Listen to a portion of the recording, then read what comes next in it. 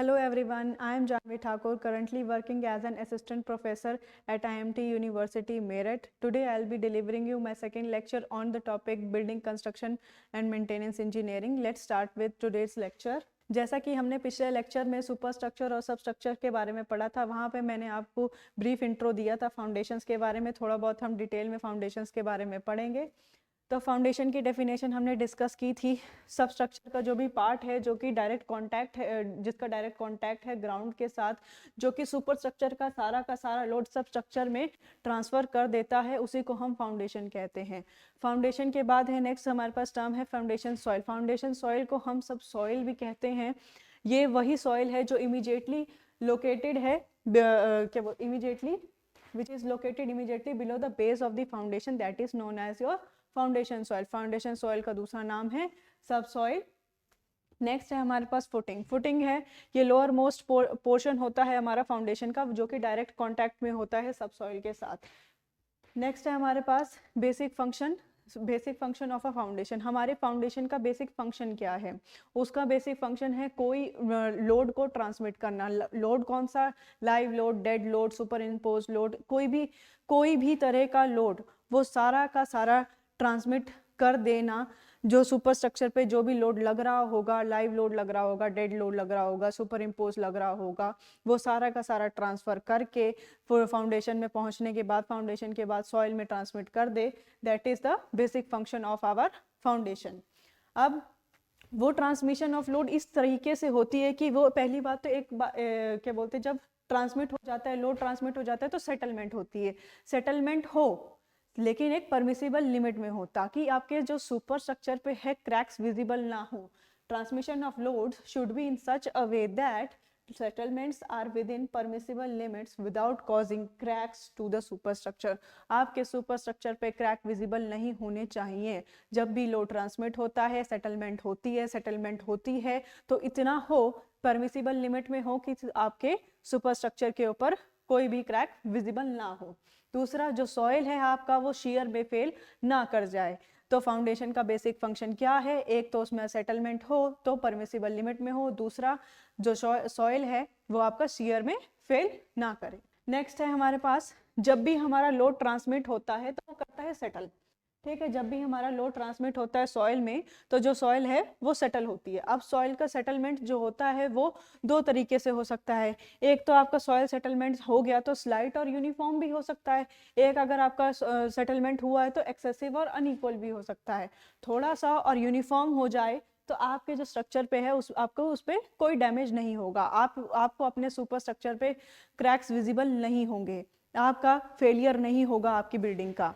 लेकिन जब हमारे सेटलमेंट एक्सेसिव हो जाए या अनइक्वल हो जाए, एक्सेसिव सेटलमेंट हो, अनइक्वल सेटलमेंट हो, तो आपका सीरियस डैमेज हो जाता है. सीरियस डैमेज में आपके वॉल्स में क्रैक दिखने लगते हैं, आपके कॉलम्स में क्रैक दिखने लगते हैं, डोज खराब हो जाती हैं, डिस्टॉर्ट हो जाती हैं, और जो भी आपके बिल्डिंग के पार्ट्स हैं उनमें विजिबल होते हैं आपके cracks. Next, complete collapse of a building. Complete collapse भी हो सकता है बिल्डिंग का. तो सेटलमेंट दो तरीके की होती है, या तो स्लाइट और यूनिफॉर्म होगी, या तो एक्सेसिव और अनइक्वल होगी. स्लाइट यूनिफॉर्म होगी तो बिल्कुल डैमेज नहीं आएगा, आपके सुपर स्ट्रक्चर पे क्रैक्स विजिबल नहीं होंगे. अगर आपकी एक्सेसिव है सेटलमेंट और अनइक्वल है तो आपके स्ट्रक्चर पे क्रैक्स विजिबल होंगे. मान लो कॉलम पे होंगे, वॉल्स पे होंगे, डोर्स पे होंगे, विंडोज पे भी हो सकते हैं, किसी भी बिल्डिंग के यूनिट पे क्रैक्स विजिबल हो सकते हैं. दूसरा, सीरियस डैमेज भी हो सकता है बिल्डिंग को, आपका बिल्डिंग कंप्लीटली कोलैप्स कर जा सकता है. नेक्स्ट है हमारे पास फंक्शन ऑफ अ फाउंडेशन. अब फाउंडेशन के कुछ फंक्शन है. बेसिकली फाउंडेशन हमने इन्हीं फंक्शंस को मद्देनजर रखते हुए बनाई है कि जो फाउंडेशन है वो हमारे लोड इंटेंसिटी को रिड्यूस कर देती है. सुपर स्ट्रक्चर का सारा लोड फाउंडेशन पे आ रहा होता है, तो फाउंडेशन का काम ये होता है कि लोड इंटेंसिटी को रिड्यूस कर दे, तो ताकि जो distributes the load in such a way that it does not exceed the safe bearing pressure of the soil. Safe bearing pressure of the soil के बारे में हम आगे डिस्कस करेंगे नेक्स्ट लेक्चर में. तब तक के लिए ब्रीफली इन्हें यहीं पे समझ लेते हैं. अब function of a foundation. Foundation foundation का क्या फंक्शन है कि लोड इंटेंसिटी को वो रिड्यूस कर दे, उसी के लिए हमने फाउंडेशन बनाई होती है, ताकि वो जो लोडिंग है ऊपर से सुपर स्ट्रक्चर की जो भी हमारे ऊपर लोडिंग आ रही है वो डिस्ट्रीब्यूट कर दे इस तरीके से कि वो सॉइल का सेफ बेयरिंग प्रेशर को एक्सीड ना कर जाए, सॉइल की सेफ बेयरिंग कैपेसिटी को एक्सीड ना करे। इवन डिस्ट्रीब्यूशन ऑफ लोड का इवनली डिस्ट्रीब्यूशन हो जाए, ताकि डिस्ट्रीब्यूट जो भी उस पर यूनिफॉर्म लोड लग रहा है स्ट्रक्चर पे, नॉन यूनिफॉर्म लोड लग रहा है, वो इवनली डिस्ट्रीब्यूट हो जाएगा, तो आपका काम फाउंडेशन ने कर दिया।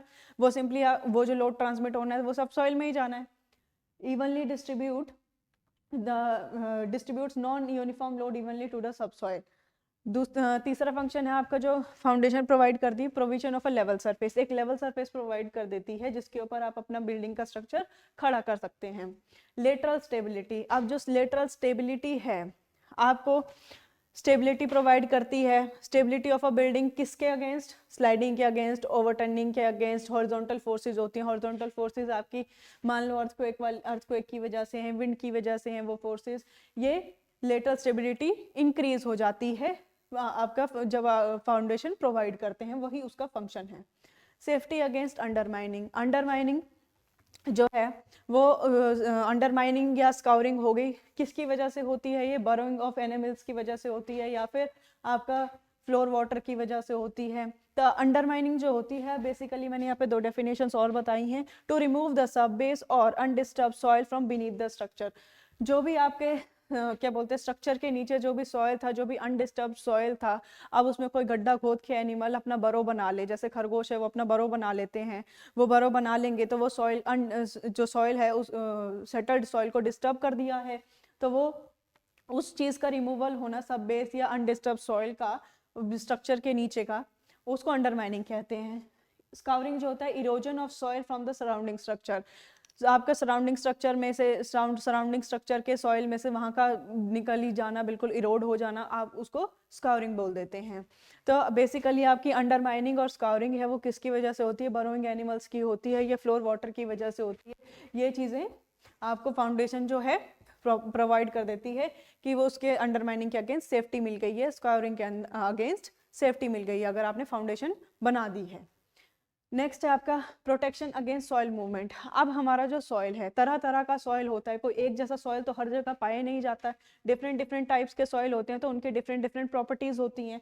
दैट इज वाई जो हमारा सॉइल है उसकी अलग अलग तरह की मूवमेंट भी होती है। जैसे मॉइस्चर सॉइल में हमारे पास मॉइस्चर की मूवमेंट होती है, मॉइस्चर की मूवमेंट बहुत ज़्यादा प्रॉब्लमेटिक होती है किन्हीं सॉइल्स में, जैसे कि एक्सपेंशन। प्रॉब्लमेटिक सॉइल्स में क्या होता है? एक्सपेंशन या कॉन्ट्रैक्शन होती है सब सॉइल की, जो कि हमें मिनिमाइज करनी पड़ती है प्रॉपर मेजर्स लेके फाउंडेशन वाले। ठीक है, जब भी हम स्पेशल फाउंडेशन मेजर्स लेते हैं, ये एक्सपेंशन और कॉन्ट्रैक्शन मॉइस्चर की मूवमेंट की वजह से जो भी होती है ये अवॉइड की जा सकती है प्रॉपर फाउंडेशन मेजर्स के साथ। नेक्स्ट है हमारे पास spread footing for a walls. Spread footing for a walls मैं पिछली वाली स्लाइड में आपको क्लियर किया कि एक वॉल फुटिंग होगी, एक आइसोलेटेड फुटिंग होगी। हम कॉलम्स के बारे में पढ़ चुके हैं। अब नेक्स्ट है हमारे पास वॉल के लिए। वॉल वाले जो स्प्रेड फुटिंग जिसमें आपका कॉलम की जगह पे वॉल है, वो हम उसको स्ट्रिप फुटिंग भी बोलते हैं, वॉल फुटिंग भी बोलते हैं, कंटिन्यूस फुटिंग भी बोलते हैं।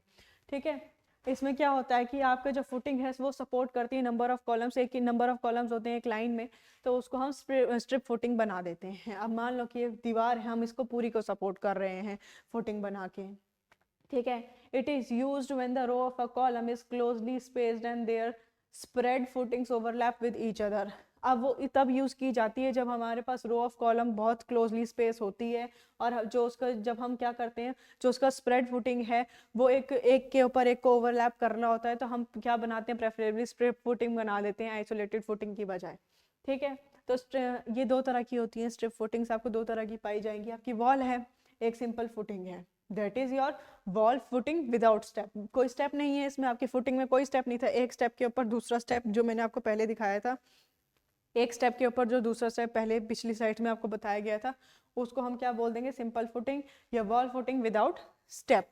ठीक है, ये आपकी स्ट्रिप फुटिंग है जिसमें आपके फुटिंग के ऊपर कोई स्टेप नहीं है, एक ही है, वो एक ही फुटिंग है, उसके ऊपर वॉल लगी हुई है, that is your strip footing, continuous footing और वॉल फुटिंग का सिंपल फुटिंग पहला टाइप। दूसरे टाइप में ये होगा कि जब आपके फुटिंग के स्टेप्स बने होंगे, वॉल तो है ही उसमें, और या फिर उसके स्टेप्स बने हुए हैं, ये आपको स्टेप्स दिख रहे होंगे 1 2 3, फुटिंग के ऊपर स्टेप बने हुए हैं, step footing for walls, that comes under your step footing. Next है आपका स्ट्रैप फुटिंग।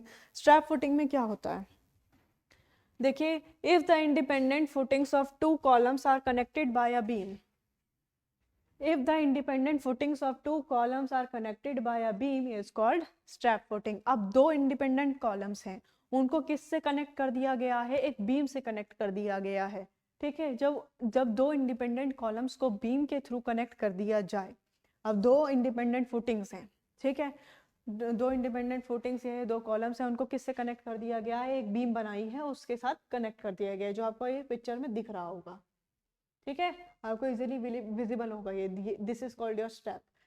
इसी बीम को स्ट्रैप बोल दिया गया है, तो जो क्लियरली विजिबल है उसके मद्देनजर रखते हुए नाम रखा गया है स्ट्रैप फुटिंग, इसको कहते हैं। अब ये जो है, जब ये जो आपके पास कंबाइंड फुटिंग होती है, तो बेसिकली जब आपके पास 2 कॉलम्स के बीच का डिस्टेंस बहुत ज़्यादा हो जाए, अब 2 कॉलम्स के बीच का कंबाइंड फुटिंग बना लो, चाहे 2 कॉलम्स के बीच का आपका डिस्टेंस बहुत ज़्यादा हो गया है, तो कंबाइंड फुटिंग में क्या होता है कि आपका पूरे उसके नीचे पूरे में फुटिंग लगी होती है, तो वो हमारे लिए इकोनॉमिकल नहीं हो पाता, क्योंकि हमको उन 2 इतने दूर कॉलम्स के लिए पूरी फुटिंग बनानी पड़ेगी, पूरी कंप्लीट फुटिंग बनेगी, उसके लिए कंप्लीट फुटिंग का बेस बनेगा, वो भी 2 कॉलम्स जो कि बहुत दूर हैं।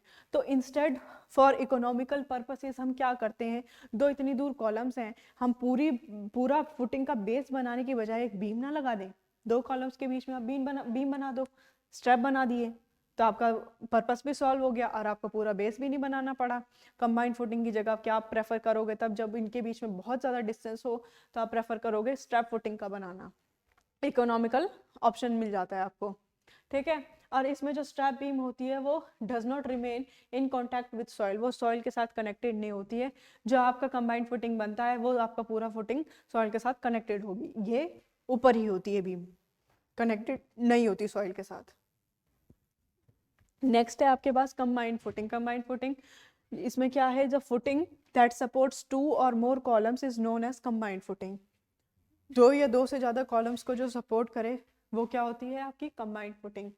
व्हेन यूज्ड व्हेन 2 और more columns are closed to each other और 2 और more individual footings of a column would overlap. देखो, आपके 2 या 2 से ज़्यादा कॉलम पास में हो तब आप बना दो, या फिर 2 या 2 से ज़्यादा इंडिविजुअल फुटिंग जो होती हैं वो ओवरलैप कर रहे हो तो आप कंबाइंड फुटिंग प्रेफर कर लो। तो 2 ही चीज़ें हैं, 2 ही केसेस हैं, आप तब बना लो, या तो डिस्टेंस कम है या ओवरलैप कर रहे हैं आपके 2 कॉलम्स, आप कंबाइंड फुटिंग बना लीजिए।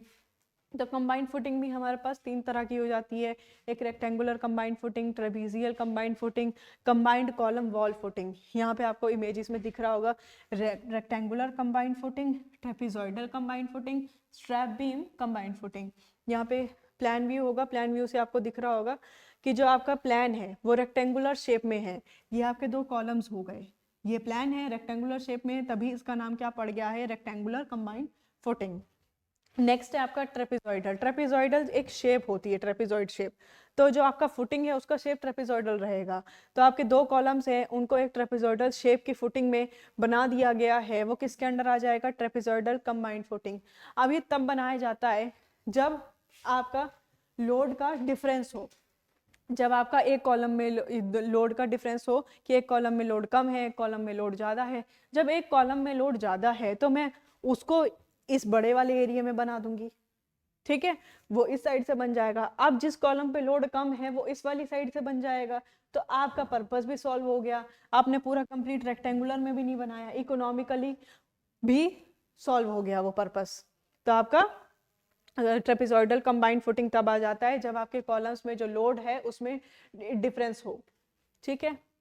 नेक्स्ट है आपका स्ट्रैप बीम कंबाइंड फुटिंग। अब 2 कॉलम है और वो स्ट्रैप बीम के साथ है और ये सॉइल को कनेक्ट कर रही होगी बेसिकली, ठीक है, ये हवा में नहीं होगी, तब ये बना दिया जाए तो स्ट्रैप बीम कंबाइंड फुटिंग इसको नाम दे देते हैं, combined column wall footing. Combined footing is done. Next है हमारे पास राफ्ट फाउंडेशन या मैट फाउंडेशन। राफ्ट फाउंडेशन को ही मैट फाउंडेशन बोलते हैं।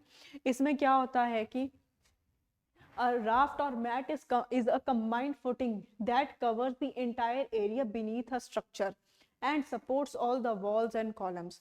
देखिए ये एक कंबाइंड फुटिंग है जो पूरे एरिया पे बन जाती है, बिनी पूरे पूरा एक स्ट्रक्चर है उसके बिल्कुल नीचे पूरे स्ट्रक्चर के लिए बनेगी ये, ठीक है, और वो पूरे सारे वॉल्स और सारे कॉलम्स को सपोर्ट कर रही होगी। अब वो इस रीजन से बनाई जाती है जब आपका लोड, स्ट्रक्चर का लोड बहुत ज़्यादा है, दूसरा आपका जो सबसॉइल है वो बहुत वीक है, तो आप पूरे एंटायर एरिया के लिए फाउंडेशन बना देते हो। That comes under your raft foundation, sorry हाँ, राफ्ट फाउंडेशन और मैट फाउंडेशन। वो कंप्लीट कॉलम्स या कंप्लीट वॉल्स को आपको सपोर्ट दे रही होगी, ठीक है, तब हम उसको क्या कह देते हैं, राफ्ट फाउंडेशन और मैट फाउंडेशन, ठीक है। ये रही आपकी फिगर जिसमें आपके तरह तरह के कॉलम्स है, उसके नीचे आपका प्लान बना हुआ है, ये फुटिंग है, सारे कॉलम्स सारी वॉल्स इनके नीचे, ठीक है। यहाँ पे दिख रहा होगा आपको, ये कॉलम्स हैं, ये 4 कॉलम्स हैं, सबको सपोर्ट कर रहे हैं आपकी फुटिंग। नेक्स्ट है हमारे पास यूजेस ऑफ, मैंने सारे यूजेस एक साथ कंप्लीट कर दिए थे एक स्लाइड में आपके लिए। Uses of a continuous wall footing, continuous wall footing are used to support the foundation walls और लोड बियरिंग वॉल्स। अब कंटिन्यूस वॉल फुटिंग का जो यूज़ है वो बेसिकली ये है ताकि वो सपोर्ट करे फाउंडेशन वॉल्स को या लोड बियरिंग वॉल्स को। आइसोलेटेड फुटिंग्स का यूज़ है वो शैलो फाउंडेशन को ट्रांसफ़र कर, शैलो फाउंडेशन में उसका बेसिकली ज़्यादा यूज़ रहता है ताकि वो ट्रांसफ़र कर दे कंसनट्रेटेड लोड सीधा ग्राउंड में। यूज़ ऑफ कंबाइंड फुटिंग, ताकि वो ट्रांसफ़र कर दे लोड को क्लोजली स्पेस कॉलम जो भी होते हैं, combined footing are used to transfer the loads of closely spaced column to the ground or when the column face the boundary of a plot. Strip footing का जो use है वो transfer कर दे लोड बिल्कुल closely space row of columns to the ground, सीधा direct ground में। use of strap footing, generally strap footing are used in conjunction with the columns of adjoining property. Use of raft foundation, it is widely used when soil has low load bearing capacity, तब वहाँ पे हम raft foundation use कर लेते हैं। आज के लिए इतना ही, बाकी नेक्स्ट लेक्चर में। Thank you.